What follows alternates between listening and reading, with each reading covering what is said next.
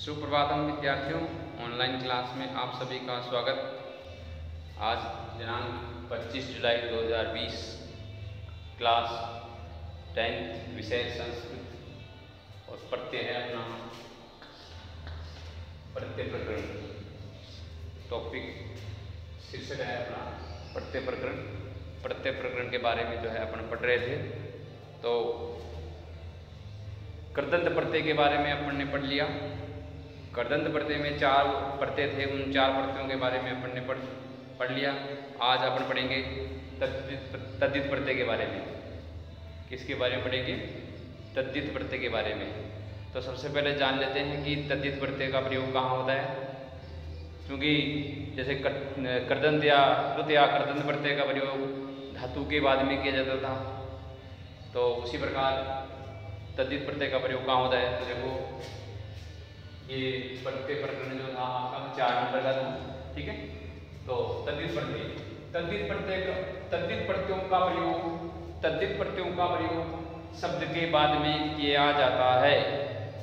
तद्धित प्रत्ययों का प्रयोग शब्द के बाद में किया जाता है। इसका मतलब ये रहा कि जहाँ जहाँ शब्द आएंगे उनसे तद्धित प्रत्ययों का प्रयोग किया जाएगा। जहाँ जहाँ शब्द आएंगे शब्द के बाद में ही तद्धित प्रत्ययों का प्रयोग किया जाता है, ठीक है। अब देख लेते हैं इसका सामान्य। सबसे पहले इसमें कौन सा प्रत्यय आएगा वो देखते हैं। तो सबसे पहले आ रहा है इसमें मतुप प्रत्यय। सबसे पहले मतुप प्रत्यय के बारे में पढ़ेंगे। मतुप प्रत्यय तद्धित प्रत्यय के अंतर्गत आता है। तो ये किस अर्थ के लिए होता है? ये देखो, वह इसमें है, वह इसमें है, या वाला, वह इसमें है या अथवा वाला अर्थ में, वह इसमें है अथवा वाला अर्थ में मतुप प्रत्यय का प्रयोग किया जाता है। वह इसमें है अथवा वाला अर्थ में मतुप प्रत्यय का प्रयोग किया जाता है। जो अर्थ निकलेगा वो वाला अर्थ निकलेगा। जैसे धन शब्द से मतुप प्रत्यय करेंगे तो धनवान बन जाएगा। तो धनवान का अर्थ है धन वाला, जिसके पास धन हो, धन वाला, या वह इसमें है, धन इसके पास में है। तो कहने का मतलब है वह इसमें है अथवा वाला अर्थ में मतुप प्रत्यय का प्रयोग किया जाता है, ठीक है। ये तो हुआ अर्थ की बात। इसके बाद में क्या शेष रहेगा मतुप प्रत्यय का? तो मतुप प्रत्यय का मत शेष रहता है। मतुप प्रत्यय का मत शेष रहता है। मतुप प्रत्यय का मत शेष रहता है। पै का लोप हो जाता है और उ का लोप हो जाता है। पै और उ का लोप होने के बाद में मत शेष रहता है। तो मत शेष रहता है। अब इनको, जब इनके जो रूप है वो तीनों लिंगों में बढ़ते हैं, तो इनको अलग अलग प्रकार से जो है क्या आदेश करेंगे। इनके साथ जो प्रत्यय लगाएंगे, शब्द के साथ जो प्रत्यय लगाएंगे, उनमें अपन क्या जोड़ेंगे। तो वो देखो, जैसे मतुप का मत शेष रहेगा।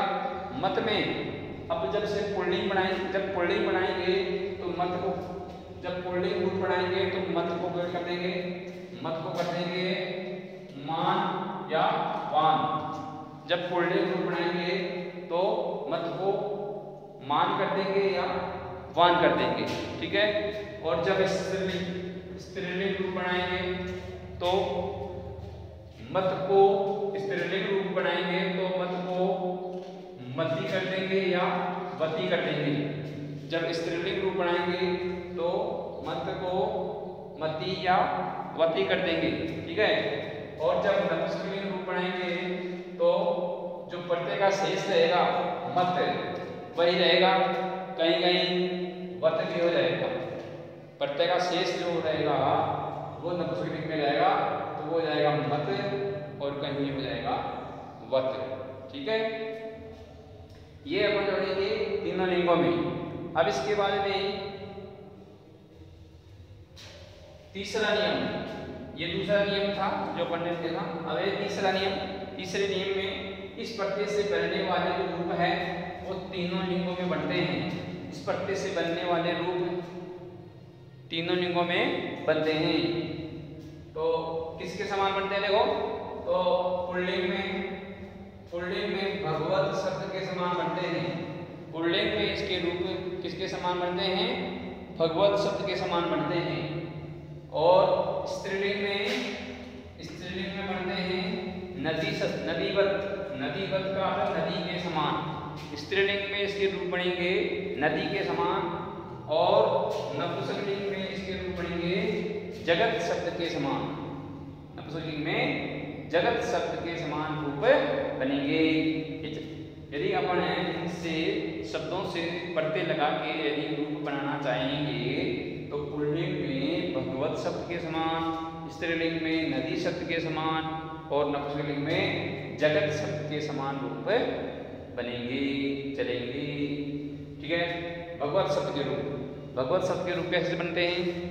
भगवत शब्द के रूप चलते हैं भगवान, भगवंतौ, भगवन्तः, भगवन्तं, भगवन्तौ, भगवतः, भगवता, भगवद्भ्याम, भगवद्भिः। इस प्रकार से रूप बनते हैं। अब स्त्रीलिंग में नदी, तो नदी के जो रूप है वो किस प्रकार से चलते हैं? नदी, नद्यौ, नद्यः, नदीं, नद्यौ, नदीः, नद्यः, नदीभ्यां, नदीभिः। इस प्रकार से रूप बनते हैं नदी के। नपुंसकलिंग में जगत के समान, तो जगत, जगति, जगन्ति, जगत, जगति, जगन्ति, जगता, जगद्भ्यां, जगद्भिः। इस प्रकार से जो है रूप बनते हैं। तो सब अब देखो ये इनके तीनों लिंगों में रूप इस प्रकार से बनेंगे। अब लेते हैं पर शब्द से लगाते हैं प्रत्यय और जो है रूप बनाते हैं। इसे सबसे पहले लेंगे धन शब्द। धन शब्द है, धन शब्द से मतुप प्रत्यय लेंगे। धन शब्द से मतुप प्रत्यय, मतुप का बच गया मत, मत का कहीं तो देखो, कहीं तो मत का मान हो जाएगा, कहीं वान हो जाएगा। तो यहाँ पे धन शब्द से मतुप प्रत्यय किया, धन शब्द से मतुप प्रत्यय, मतुप का मत और मत का मान और मान का वान। मतुप का मत का मान का वान, या ऐसे भी कर सकते हैं कि मतुप का मत और मत का वान। ठीक है, ये लग जाएगा वान धन के, तो बन जाएगा धनवान। क्या बन जाएगा? धनवान। ये न रहेगा हलन, तो बन जाएगा धनवान। धनवान का अर्थ है जिसके पास पैसा हो, धन वाला। ठीक है, तो वाला आपके लिए हो गया धनवान, जिसके पास पैसा है, वह इसमें है, मतलब इसके पास पैसे हैं, इसके पास धन है, तो इस अर्थ के लिए हो जाएगा धन वाला। ठीक है। इसके बाद में स्त्रीलिंग में क्या बन जाएगा? धनवती। कोई स्त्री पैसे वाली हो तो उसको कहेंगे धनवती, कोई पुरुष पैसे वाला हो तो उसको कहेंगे धनवान। ठीक है। और नपुंसकलिंग में बन जाएगा धनवत। क्या बन जाएगा? धनवत। ठीक है। इसी प्रकार बुद्धि शब्द से मतुप प्रत्यय कर दिया, मतुप का बच गया मत का हो जाएगा मान, तो बन जाएगा बुद्धिमान। क्या बन जाएगा? बुद्धिमान। और स्त्रीलिंग में बन जाएगा बुद्धिमती। स्त्रीलिंग में क्या बन जाएगा? बुद्धिमती। और नपुंसकलिंग में बन जाएगा बुद्धिमते। इसका मतलब है बुद्धि वाला। बुद्धिमान का अर्थ बुद्धि वाला, बुद्धिमती का अर्थ बुद्धि वाली, जिसमें बुद्धि है। ठीक है। इसके बाद में गुण शब्द से मतुप प्रत्यय, मतुप का मत का मान का वान, तो गुण शब्द से वान, गुणवान। क्या बन जाएगा? गुणवान। और स्त्रीलिंग बन जाएगा गुणवती। क्या बन जाएगा? गुणवती। नपुंसकलिंग में बन जाएगा गुणवत। नपुंसकलिंग में गुणवत, गुणवान, गुणवती, गुणवत। इस प्रकार से रूप बन जाएंगे। अब देखो आगे श्री शब्द से मतु प्रत्यय, श्री शब्द से मतु प्रत्यय, तो श्री मतु का मत का मान, श्री से मान लगा देंगे श्रीमान, क्या बन जाएगा श्रीमान, न हलंत रहेगा, श्रीमान में न हलंत रहेगा। और स्त्रीलिंग में बनाएंगे तो श्रीमती, स्त्रीलिंग में बनाएंगे तो श्रीमती। कई कई बार क्या करते हैं कि श्रीमती में ई जो है छोटी कर देते हैं अपने, ती में ई छोटी कर देते हैं श्रीमती, जबकि बड़ी दीर्घ ई आती है इसमें श्रीमती। श्रीमान में कई बार अपन क्या करते हैं न को हलंत नहीं करते हैं, तो ये अशुद्धि हो जाती है यहाँ पे। तो श्रीमान में न हलंत आएगा, श्रीमती में ई दीर्घ आएगा, और श्रीमत नपुंसकलिंग में क्या हो जाएगा श्रीमत, श्रीमत। ठीक है, आगे देखो रूप शब्द से मतु प्रत्यय पुल्लिंग में बन जाएगा रूपवान, क्या बन जाएगा रूपवान। स्त्रीलिंग में बन जाएगा रूपवती, रूपवती, रूपवती।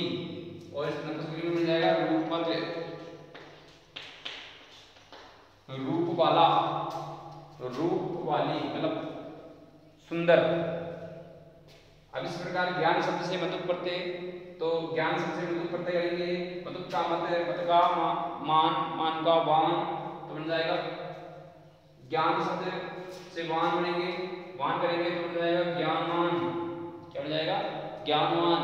और स्त्रीलिंग में बन जाएगा ज्ञानवती, स्त्रीलिंग में बन जाएगा ज्ञानवती, और नपुंसकलिंग में बन जाएगा ज्ञानवत, बन जाएगा ज्ञानवत। ठीक है, आगे देखो धी, धी शब्द से मतु का मत का मान, तो बन जाएगा धीमान, धीमान। स्त्रीलिंग में बन जाएगा धीमती, स्त्रीलिंग में बन जाएगा धीमती, और नपुंसकलिंग में बन जाएगा धीमत। धी का अर्थ होता है बुद्धि, धी का अर्थ क्या होता है बुद्धि, तो बुद्धि वाला, बुद्धि वाली, इस प्रकार से बन जाएगा। शक्ति शब्द से मतु प्रत्यय, मतु का मत का मान हो जाएगा, शक्ति शब्द से मान कर देंगे शक्तिमान, क्या बन जाएगा शक्तिमान।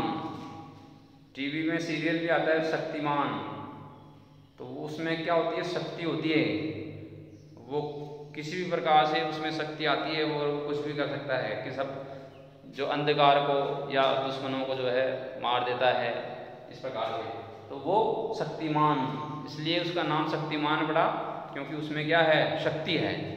ठीक है, शक्तिमान। और स्त्रीलिंग में बन जाएगा शक्तिमती,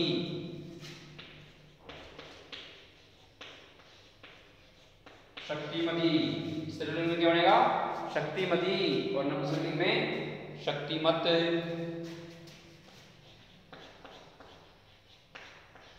शक्तिमत, शक्तिमान, शक्तिमती और शक्तिमत। ये मतु प्रत्यय का प्रयोग इस प्रकार से होगा। और भी शब्द अपने लगा के इनसे और इस प्रकार से जो है रूप बना सकते हैं। कहाँ वान होगा, कहाँ मान होगा, ये अपने को शब्द से पहले ही अनुमान हो जाता है। जैसे कभी भी मान लो कि धनमान नहीं होता, धनवान होता है, गुणमान नहीं होता, गुणवान होता है। ठीक है, बुद्धिवान नहीं होता, बुद्धिमान होता है। तो ये अपने को शब्द से ही पता चल जाता है। तो ये तो है तीनों लिंगों में एक वचन का रूप। यदि द्विवचन का और बहुवचन का रूप अपन बनाए तो इनके समान है, भगवत सब पुल्लिंग में भगवत के समान, स्त्रीलिंग में नदी के समान, और नपुंसकलिंग में जगत शब्द के समान अपने बना सकते हैं। जैसे भगवान भगवंतो भगवंत, भगवान भगवंतो भगवंत, बुद्धिमान बुद्धिमंतो बुद्धिमंत, धनवान धनवंतो धनवंत है। उस प्रकार नदी का बनेगा नदी नद्यो नद्य, धनवती धनवत्यो धनवत्य है। इसके बनेंगे जगत जगती जगंती, धनवत धनवती धनवंती। ये इस प्रकार के रूप सातों विभक्तियों में जो है इनके समान अपन इनके रूप बना सकते हैं। तो ये रहा आपका मतु प्रत्यय। ठीक है, अब मतु प्रत्यय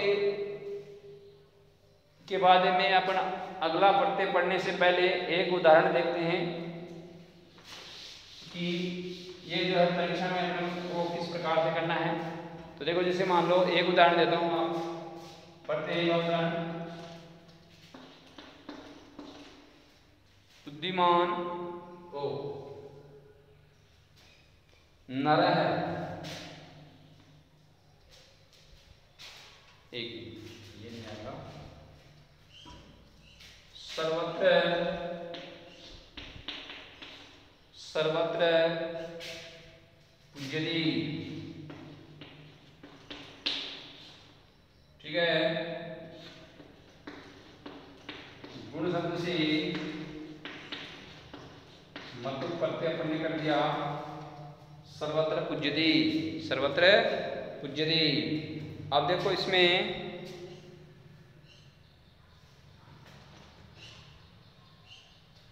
सभी जगह पूजा जाता है,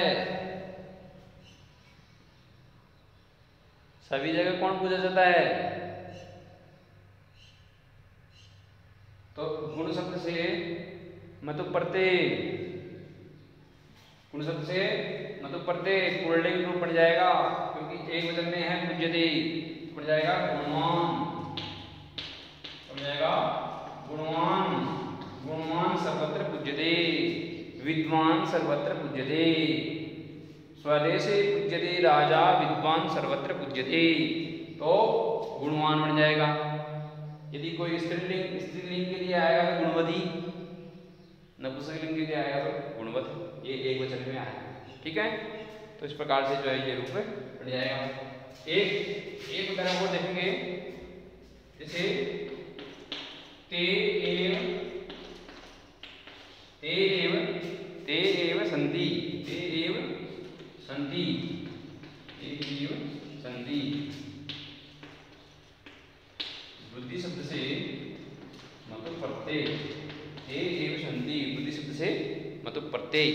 अब देखो अपने को बुद्धि शब्द से मतु प्रत्यय जो है लगा के और ये शब्द बनाना है यहाँ पे, लेकिन पहले कर्ता, कर्ता ये रहा ते, तत्शब्द का रूप है सह तौ ते, सह तौ ते, ये प्रथमा व्यक्ति बहुवचन का रूप है, प्रथमा व्यक्ति बहुवचन का रूप है।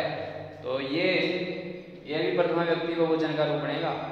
प्रथमा व्यक्ति पुल्लिंग, पुल्लिंग प्रथमा बहुवचन सह तौ ते, तत्शब्द का रूप पुल्लिंग में बनता है सह तौ ते, प्रथमा पुल्लिंग प्रथमा बहुवचन।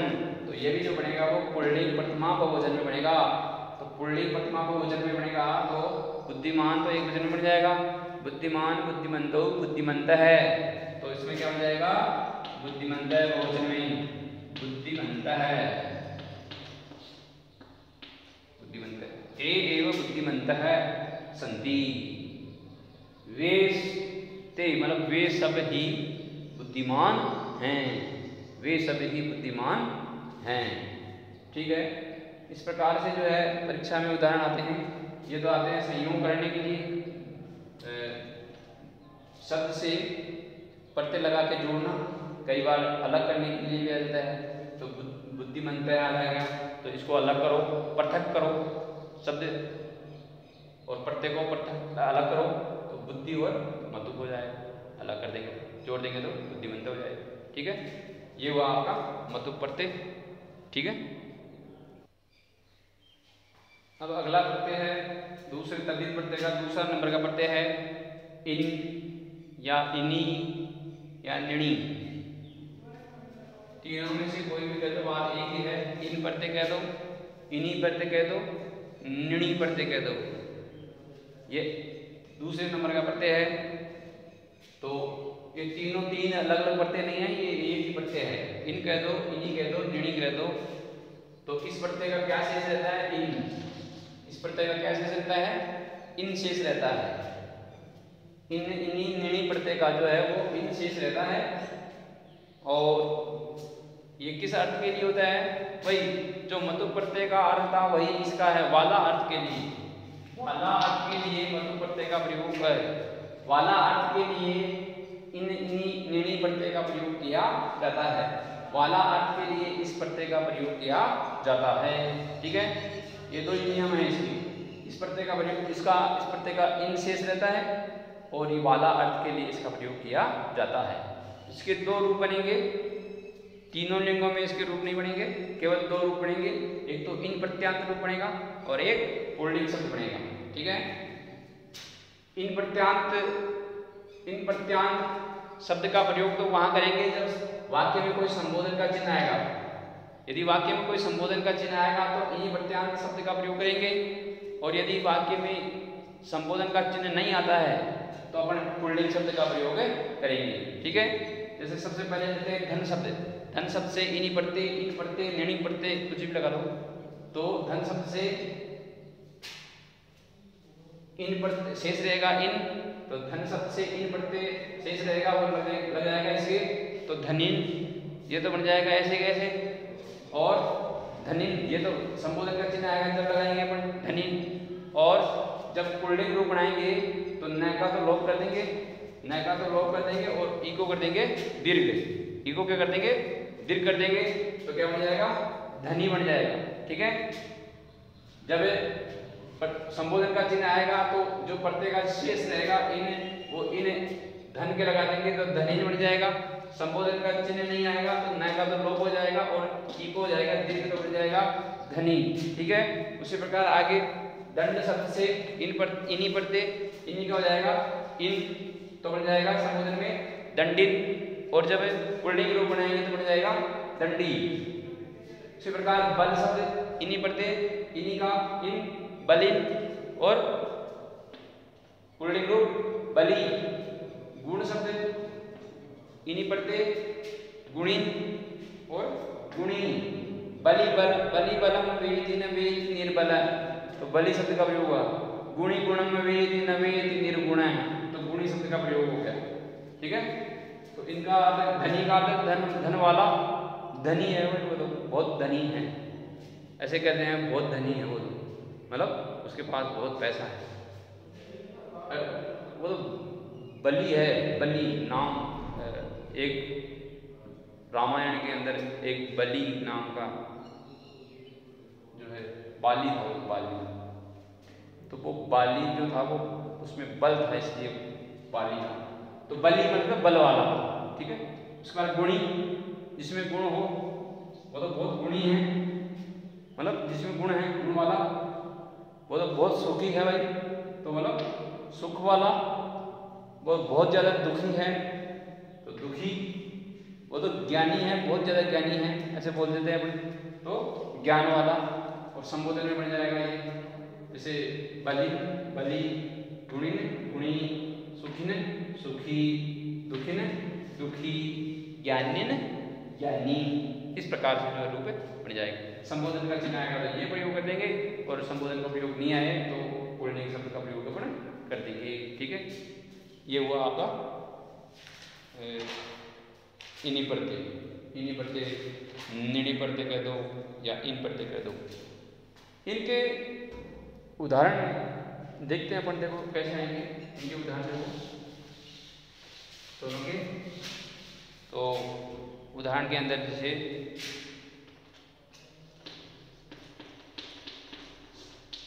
स्वागतम ते, स्वागतम ते,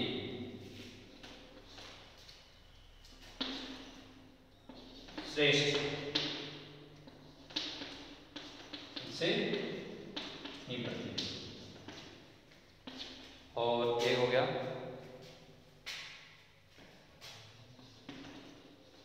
एक अगो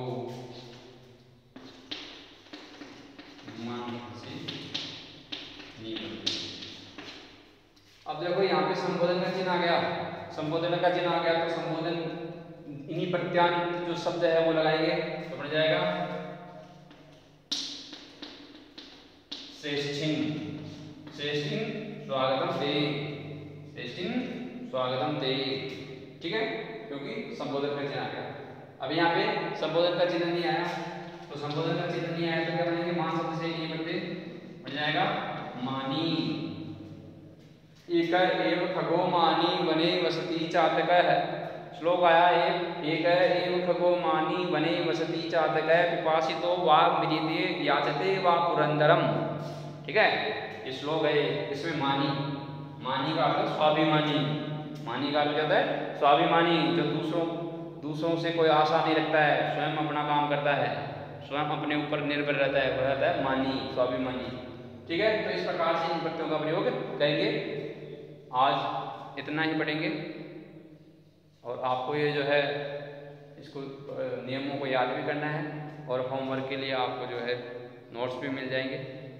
कल आपको प्रत्यय के मिले थे नोट्स, आज भी मिल जाएंगे। और ये प्रत्यय के बाद में जो है अपन बुक शुरू करेंगे, तो आप किताब भी खरीद लेना। ठीक है, धन्यवाद।